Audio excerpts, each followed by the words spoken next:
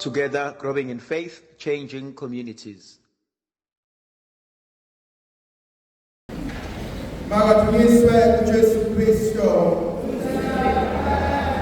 Sangazami ngifisa ukuba sibuke ivangeli likaMateyu chapter 3 verses 13 to 17 kanye no-Isaiah 42 verse 1 to 7. Okokuqala evangelini likaMateyu chapter 3 uverse 13 uthi, bheka uJesu wasuka eGalile eya eJordani eyobhabhadiswa nguJohannes.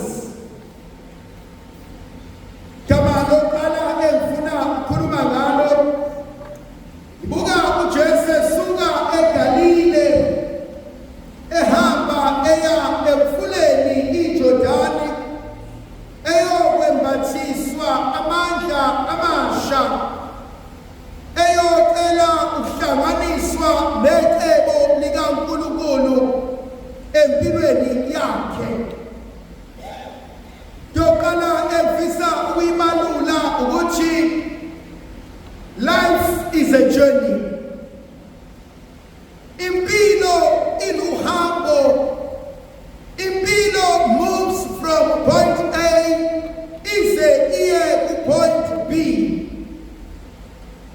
Umuntu ofuna ukuba impumelelo, to be a successful person, it means I must be willing to work hard for success. Kunezinto ekumele ngizenze, kunezinto ekumele ngizifunde, kunezinto ekumele ngizi-unlearn-e, ngishiye, ngiziguqule, ngishintshe. Azibe zimbalwa izinto empilweni umuntu azithola engayisebenzelanga. Azibe zimbalwa izinto umuntu angayithola kungamthathi isikhathi ukuba afinyelele okanye ayithole.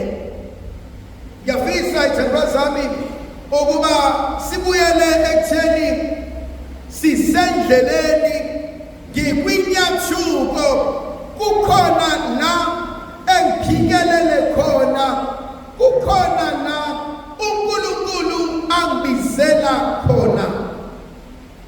If you want a happy family, you must work for it. If you want a happy marriage, you must work for it. Fufuna ukuba nazo zonke izinto zehlakele emzini wakho, you must work for it. Lento mina ifuna ukuthi along the way esisamba kunezinto ezobele ukuba ngizishintshe, kunezinto ezobele ukuba ngiziguqule, kunezinto ezobele ukuba ngizicele ukuba ngikwazi ukungiseka, ngikwazi ukuphumelela. Life is a journey, and mine has begun, yours has begun. Mbuzo balekile uba ngihlale phansi ngibuze ukuthi kule ndlela esengiyithathile uhamba kanjani? Yini engisizayo? Yini engangisizi? Yini engilaphayo? Yini engilimazayo? Point number 2, lithi izwi likaNkulunkulu wasuka eGalile eyeJordani eyobhabhadiswa. What is my goal in life? What do I hope to achieve? Boma abangena namhlanje emhlanganweni kaAna oqobileyo, yini lena uNkulunkulu akufisela yona? Yini lena enifisela yona?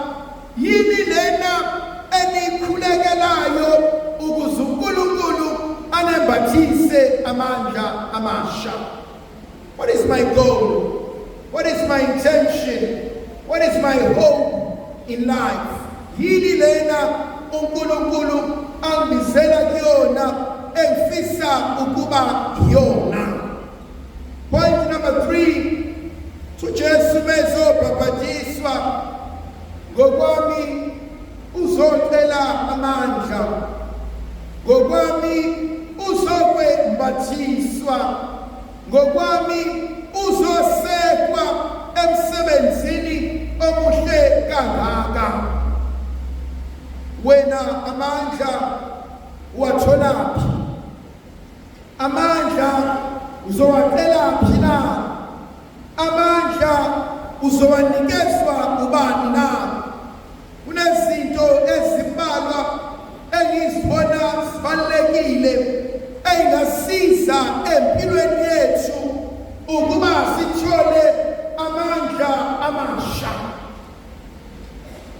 Baningi abantu ukaningi nathina sithi ngifuna ukwenza ukuthi, kodwa uthola ukuthi engikufisayo nengikwenzayo akuhlangani. Naka amathulusi ebengifisa ukwaletha ongenzeka asize ekutheni sibe yilokhu uNkulunkulu asibizela kona, ekutheni siphumelele ey'fisweni esinazo. Ezokuqala engifisa ukuba sisenze inkonzo yokulalela, to listen. uNkulunkulu ngemfihlakalo yakhe sinikeze amadlebe amabili, the ability to listen. Uthi obhala kahle encwadini kaSamuel, umfana omncane wayehleli ngasendaweni kaNkulunkulu. uNkulunkulu uyambemeza, Samuel uyasukuma uye ekhehleni eljala, lithi baba ungibizile, lithi ikhehla cha. Aye okwesibili, lithi cha. Aye okwesithathu, ebeselimfundisa this principle ethi thana khuluma Nkosi, isikhonzi sakho silalele. Yafisa ukuhlala kule nkonzo yokulalela.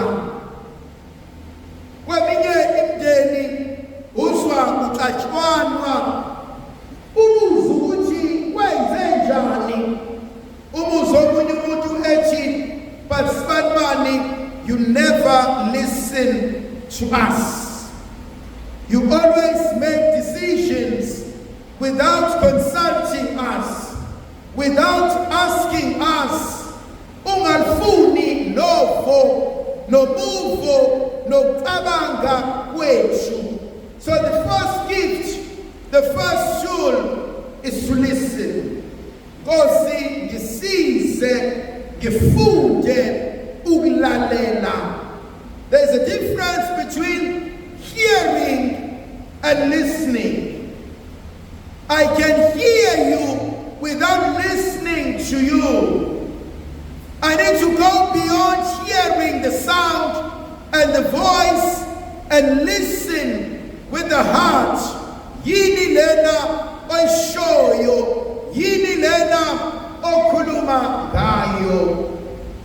Okunye engifisa ukujula ngakho ukufunda ukulalela uNkulunkulu. Second point, always ask yourself, ithini intando kaNkulunkulu ngalento engifuna ukuyenza? Ithini intando kaNkulunkulu ngalento engihalela ukuba involved kuyona?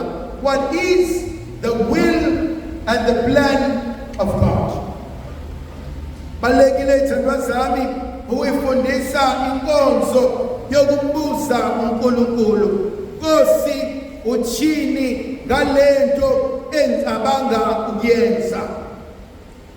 Another tool engifisa ukuyiletha ukusila ukudla, fasting. Uthi uJesu ebhalweni engcwele athi lolu hlobo lwesimo angeke usinqobe ngokwazi nokuqonda nokukhuleka nje, kodwa kudinga ukusila nokukhuleka. It's a second tool engifisa uNkulunkulu asiphe yona. Eyokuqala, it is to listen, ukulalela. Eyesibili, ukusila. Egameni lokusila kunengilithanda kangcono ethiwa ukuzithiba, ukuzinqabela. Ukuzithiba nokuyinqabela akuhambisani nokudla nje kuphela, kodwa kubuye kuhambisane nohlobo lwabantu, lubuye lihambisane nohlobo lwempilo, lubuye lihambisane nezinqumo ebengingayithatha.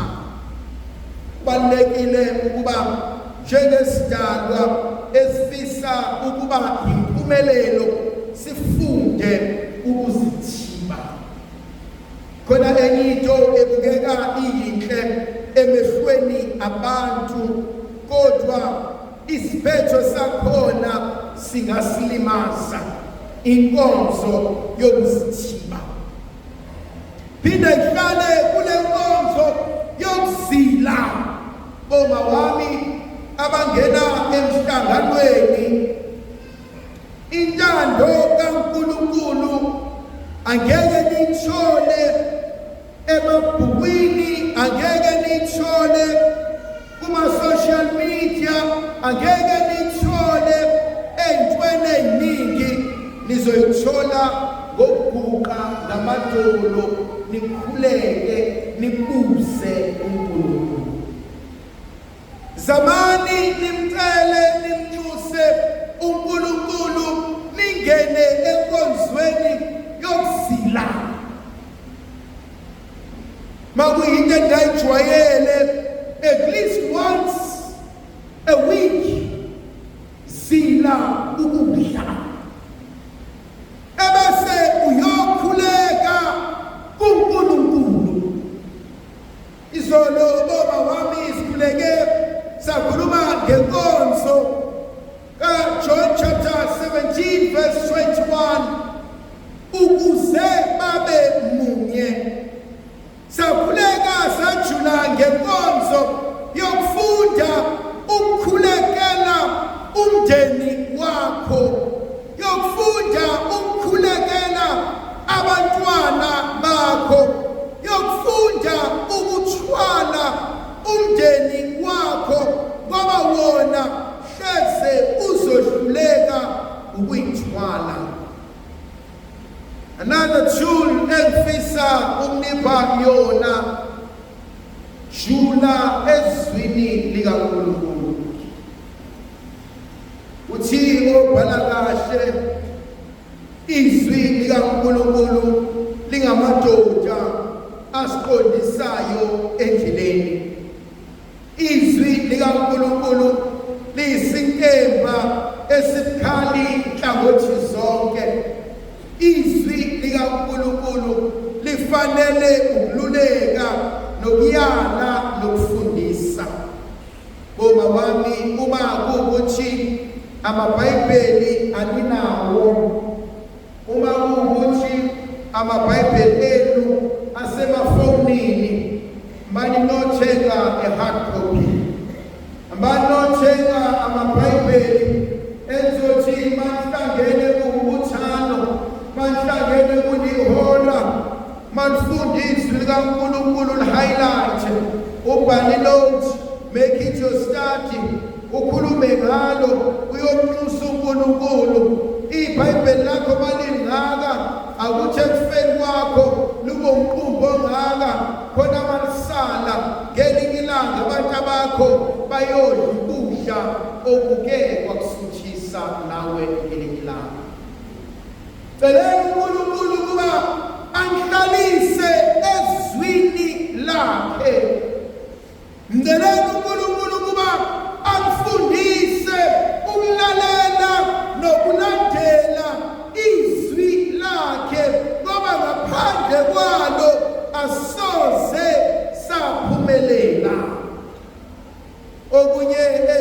engifisa ukunika kona njengethuluzi elibalulekile ukugxila emiseni elingcwele. Bathi abacula kahle lo mhlabiso udlula wonke angabomba ngawo. Awukho umhlabiso, ayikho inkonzo yokubonga ayoke idlule imisa elingcwele.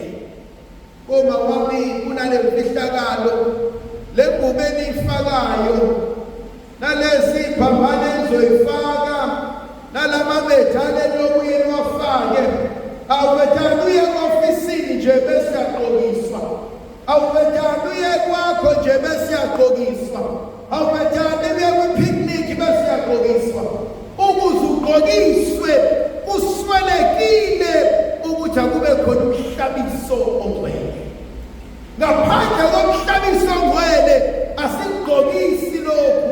So lento esikunika yona kumele idlule egazini lenkosi ukuze wena wembathe amandla azoba uphila wena maketane uphilise abantu abasondela empilweni yakho. Uma wami sinye isipho sokugcina engifisa ukunika sona inkonzo yokuhlonipha nokusihlonipha nokuhlonipha umsebenzi kaNkulunkulu. Bathathu lamagama: ukuhlonipha, ukuzihlonipha nokuhlonipha umsebenzi kaNkulunkulu. Uma wami izolo sike sakhuluma kancane, abantu ngeke babuke wena, abantu abanendaba nawe, kodwa abantu bazobuka lensomi ebese bebuka indlela obatreat ngayo bese bethi hayi mina bafuni nabo mama ngoba bayayitshela, ngoba banenhliziyo embi, ngoba kanje kanti akusiwo umhlangano, yimina ohlulekile.